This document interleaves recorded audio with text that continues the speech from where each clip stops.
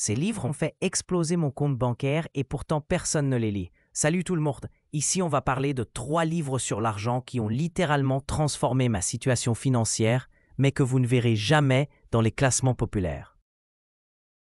Pendant que tout le monde se dispute sur Père riche, Père pauvre, moi j'ai découvert des pépites cachées qui m'ont appris des stratégies que même les conseillers financiers ne connaissent pas.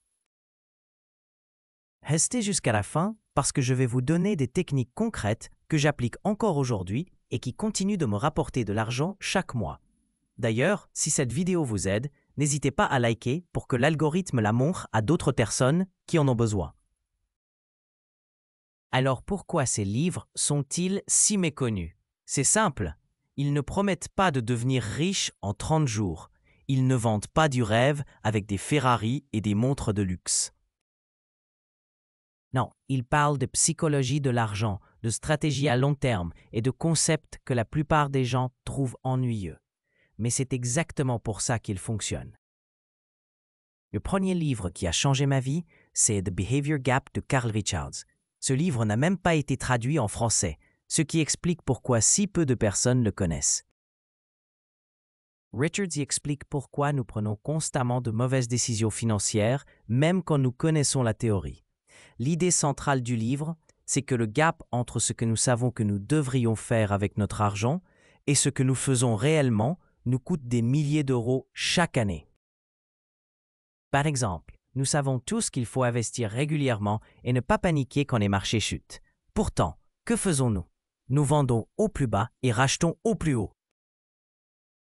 Richard utilise des dessins très simples pour expliquer des concepts complexes. Il montre comment nos émotions sabotent nos finances.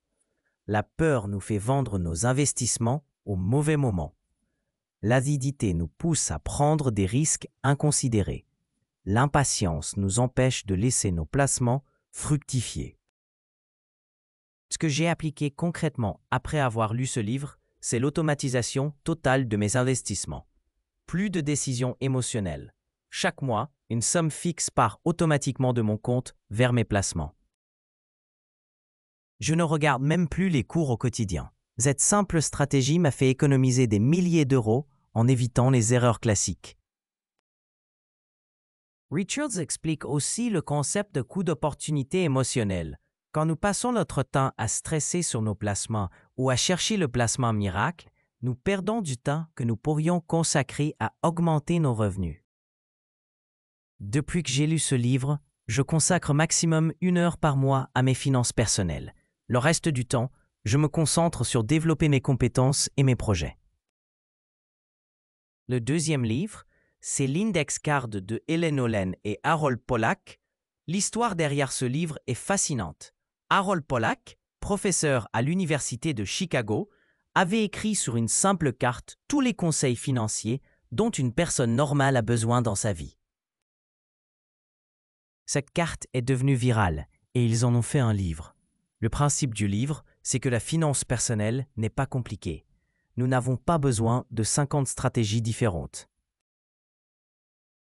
Nous avons besoin de maîtriser quelques principes de base et de les appliquer avec discipline. Les auteurs démontent le mythe selon lequel il faut être un expert pour bien gérer son argent. Le livre donne 10 règles simples. Première règle, mettez de côté 10 à 20% de vos revenus. Deuxième règle, remboursez vos dettes de carte de crédit en priorité. Troisième règle, investissez dans des fonds indiciels diversifiés à frais réduits. Et ainsi de suite. Ce qui m'a marqué dans ce livre, c'est la démonstration chiffrée de l'impact des frais sur nos placements. 1% de frais en plus sur 30 ans, ça représente des dizaines de milliers d'euros de moins à la retraite. Depuis, je vérifie systématiquement les frais de tous mes produits financiers et j'ai changé plusieurs fois de banque pour optimiser mes coûts. Les auteurs expliquent aussi pourquoi l'industrie financière a intérêt à compliquer les choses. Plus c'est compliqué, plus nous avons besoin de conseils payants, de produits sophistiqués et de services coûteux. En réalité, une stratégie simple bat presque toujours une stratégie complexe sur le long terme. J'ai appliqué leur méthode de budgeting simplifiée. Au lieu de catégoriser chaque dépense, je divise mes revenus en 3: charges fixes, épargne automatique et dépenses libres. Cette approche m'a fait gagner des heures chaque mois et paradoxalement, elle m'a aidé à mieux contrôler mes finances. Le 3e livre, et c'est celui qui a eu le plus d'impact sur mes revenus, c'est The Millionaire Mind de Thomas Stanley. Ce livre est la suite du célèbre The Millionaire Next Door, mais il est beaucoup moins connu alors qu'il contient des informations encore plus précieuses. Stanley a interrogé des milliers de millionnaires américains pour comprendre leurs habitudes, leurs stratégies et leur mentalité. Ce qu'il a découvert va à l'encontre de tout ce qu'on nous raconte sur la richesse. La plupart des millionnaires ne conduisent pas de voitures de luxe, n'habitent pas dans des quartiers huppés et ne dépensent pas leur argent dans des gadgets coûteux. Le livre révèle que les vrais riches ont développé une mentalité particulière face à l'argent. Ils pensent en termes de liberté plutôt qu'en termes de statut. Ils préfèrent l'indépendance financière au signe extérieur de richesse. Ils investissent dans des actifs qui génèrent des revenus plutôt que dans des passifs qui leur coûtent de l'argent. Stanley explique aussi comment ces millionnaires ont développé leurs revenus. Contrairement aux idées reçues, très peu d'entre eux ont hérité de leur fortune. La majorité a créé sa richesse en développant des compétences rares, en lançant des entreprises ou en devenant experts dans leur domaine. Ce qui m'a le plus marqué, c'est le chapitre sur l'importance de l'apprentissage continu.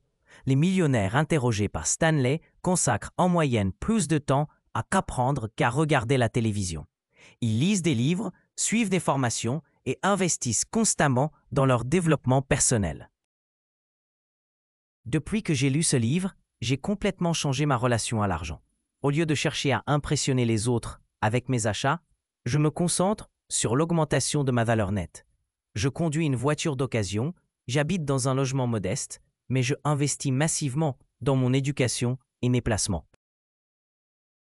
Stanley donne aussi des conseils pratiques sur le choix de carrière. Il montre que certains métiers, peu glamour, peuvent être très lucratifs si on devient excellent dans son domaine.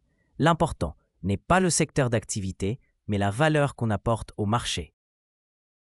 Ces 3 livres ont complètement transformé ma vision de l'argent et mes habitudes financières. Le premier m'a appris à éviter les erreurs coûteuses liées aux émotions. Le deuxième m'a montré qu'une stratégie simple et disciplinée bat toujours une approche compliquée. Le troisième m'a donné la mentalité des vrais riches.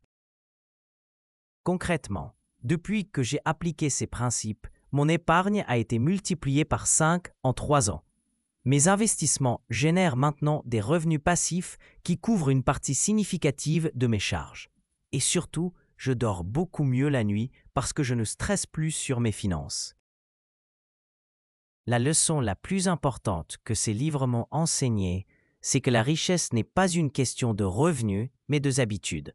Vous pouvez gagner 100 000 € par an et être fauché si vous avez de mauvaises habitudes. À l'inverse, vous pouvez construire une vraie richesse avec un salaire modeste si vous appliquez les bons principes. Maintenant, j'aimerais savoir lequel de ces 3 livres vous intéresse le plus. Tu veux que je les résume un par un dans des vidéos dédiées? Écris-moi en commentaire celui que tu veux que je détaille en premier. Et si cette vidéo t'a apporté de la valeur, n'oublie pas de liker pour qu'elle aide d'autres personnes à découvrir ces pépites cachées. Dans ma prochaine vidéo, je vais vous parler des 5 erreurs financières que j'ai commises avant de lire ces livres et qui m'ont coûté des milliers d'euros. Abonnez-vous pour ne pas la rater et activez la cloche de notification. À très bientôt pour de nouveaux conseils financiers qui changent vraiment la donne.